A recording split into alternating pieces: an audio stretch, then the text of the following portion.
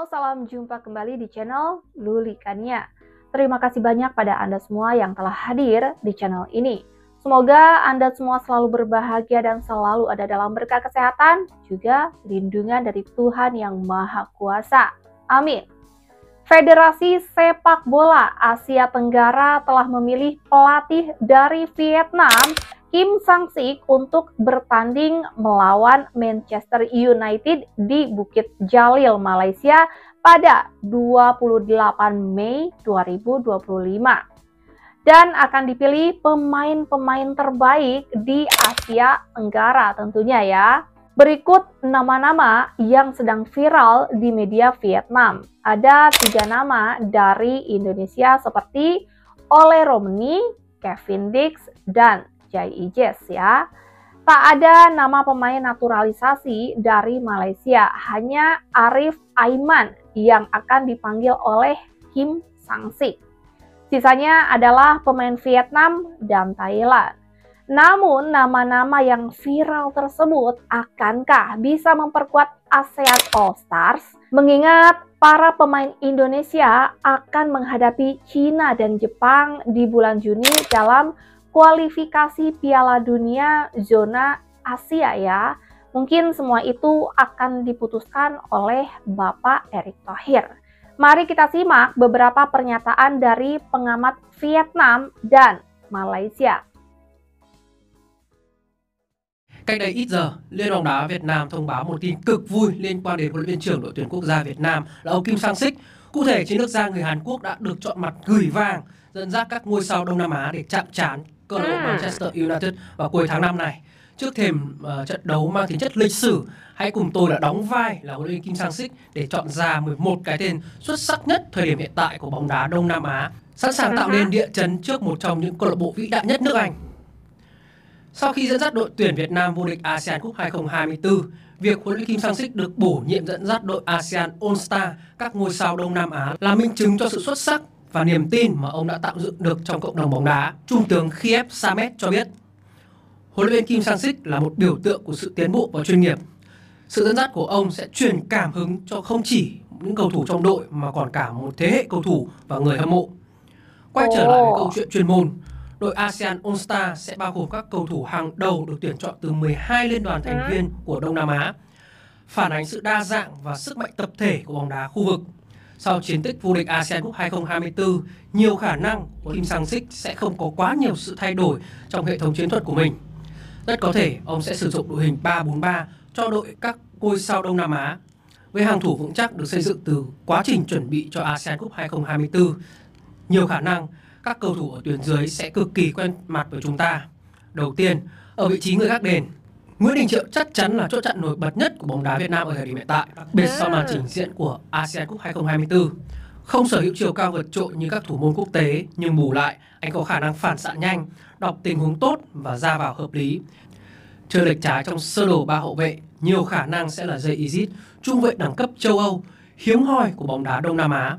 Sinh ra tại Hà Lan, được đào tạo bài bản và hiện đang thi đấu ở Serie A trong màu áo của câu lạc bộ Venezia.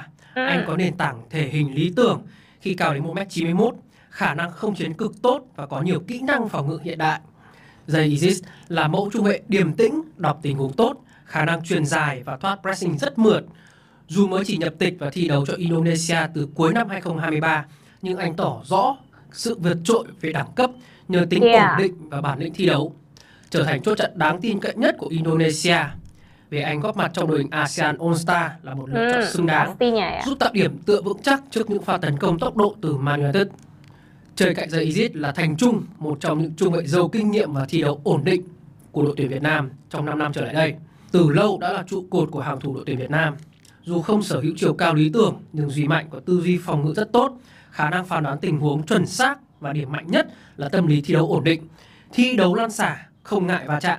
Nếu chủ nhà Malaysia không có một cầu thủ nào trong đội hình này, dù hiện tại họ không sở hữu nhiều cầu thủ quá nổi bật, nhưng Arif Aiman Hanapi có thể là một lựa chọn khả dĩ. Được xem là viên ngọc quý của bóng đá Malaysia, Nguyễn Hoàng Đức, anh là mẫu tiền vệ toàn diện bậc nhất của Đông Nam Á. Urathep là mẫu tiền vệ con thoi, lý tưởng với khả năng bao sân, đánh chặn, phân phối bóng và hỗ trợ cả công lẫn thủ. Anh là trụ cột của khu vực trung tuyến Thái Lan tại ASEAN Cup 2024, nổi bật với khả năng đọc trận đấu và giữ nhịp lối chơi. Rồi mới dây Izit, Kevin Dis sinh ra ở Hà Lan. Anh thậm chí từng được triệu tập vào đội U21 Hà Lan, nhưng sau cùng lại không thể bứt phá. Ngôi sao 28 tuổi có thể lực dồi dào, lên công về thủ cực tốt, từng thi đấu ở Serie A và giải vô địch quốc gia Hà Lan. Kevin Dis nhanh nhẹn, tạt bóng tốt và có thể bó vào bên trong trung lộ khi cần.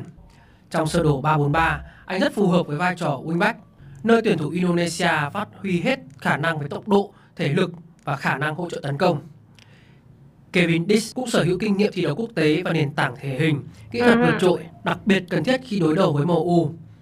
Với 3 cầu thủ trên hàng công, ta chắc chắn không thể bỏ qua cái tên Suvanat, cái tên đại diện cho thế hệ trẻ tài năng của bóng đá Thái Lan ở vị trí tiền đạo cắm.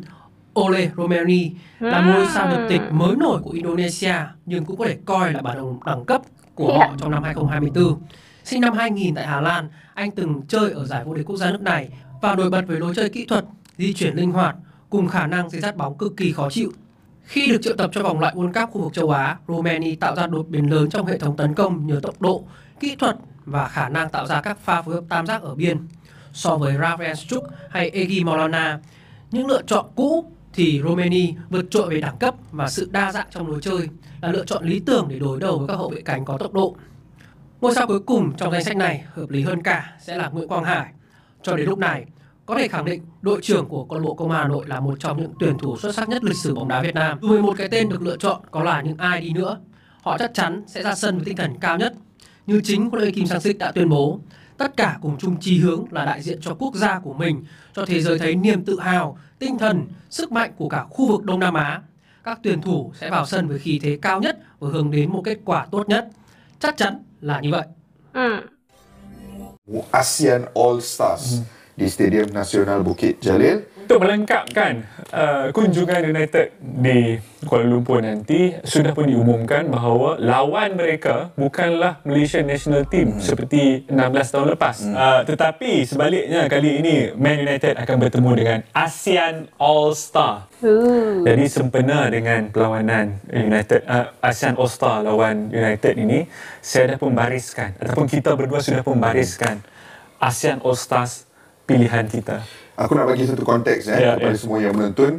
Ini bukanlah, jangan percaya kami, ini bukanlah pasukan ASEAN All Stars yang akan dipilih. Itu pertama. We wish yang orang akan dengar kita. Harapan saja ya. Yang kedua, pilihan kami ini ada kriteria berbeza. Aku rasa pilihan ASEAN All Stars yang sebenar nanti tak adalah ikut kriteria kami. Tak. Kriteria kami adalah untuk pilih 11 pemain dari 11 negara berbeza. That was our criteria. Satu negara boleh bawa satu pemain je. Satu negara, satu pemain je. Leste Junildo. Yes. Centre back pertama kita nak bariskan daripada Indonesia. Siapa lagi kalau bukan kapten ya. Yang juga sekarang ni kapten Venezia sekarang ni. J. Itzes. J. Noah Izzas yang akan membarisi, ataupun mungkin J. Izzas dalam kesebelasan ni, J. Izzas yang paling layak untuk menjadi kapten. Yes. Bagi aku he's the captain. He's the captain. ASEAN All Stars. J. Izzas. Kita memerlukan seorang world class leader untuk berhadapan dengan nama-nama seperti Rasmus Højlund, nama-nama seperti Joshua Zirkzee, nama-nama seperti betul. Yalah betul lah. Semua senyum je. Betul lah. Memerlukan J. Awak jangan senyum yang ni. So J. Izzas daripada Indonesia adalah the center back dan captain ASEAN All Stars. Center back. Itu harapan mereka ya. CCB. Baik. Yang kedua, kita ada juga daripada Singapura, Irfan Fandi, pemain daripada Port FC. Jefferson Tabinas. What a player. Pemain kecukan Filipina dan Jepun. Right, wingback kita akan import daripada Myanmar. Hein Tet Aung. Dan Kidavon Suvani, kapten pasukan Laos. What a player. Dua pemain tengah. Pertama adalah Azwan Ali Rahman daripada Brunei. Siapa lagi kalau bukan kapten pasukan King Thailand. Shanatip Songkrasin. Left wing dulu. Left wing yang akan menemani striker kita. Left wing kita akan ada Siang Chen Tia daripada Cambodia. Main striker kita ada, ini pemain favourite saya, maafkan saya semua, ini pemain favourite saya, Nguyen Tien Lin untuk posisi right wing, pemain terakhir yang kita akan bariskan. Siapa lagi kalau bukan Tonggak Johor Darul Takzim. Yes, Arif Aiman. What a player. What a team sebenarnya, Kish. Okay sebenarnya tim ni. Tim ni okey. Tim ni okey. Confirm tim ni takkan dipilih sebab that's not how it works. Aku rasa ASEAN All Stars ni takkan ikut kita punya kriteria lah. So dia akan pilih pemain yang mengikut kekuatan lah. Ramai kat luar sana mengidam-idamkan apa tau. Mengidam-idamkan nak tengok Supanat, Arif Aiman, Marcelinho. Itu idaman penyokong di luar. Iya, tapi akankah para pemain timnas Indonesia yang nanti terpilih untuk ASEAN All Stars ini bisa ikut memperkuat ya ASEAN All Stars? Ya, apabila memang bisa, kita doakan para pemain kita itu bisa memberikan kontribusi yang luar biasa ya pada tim nanti ASEAN All Stars.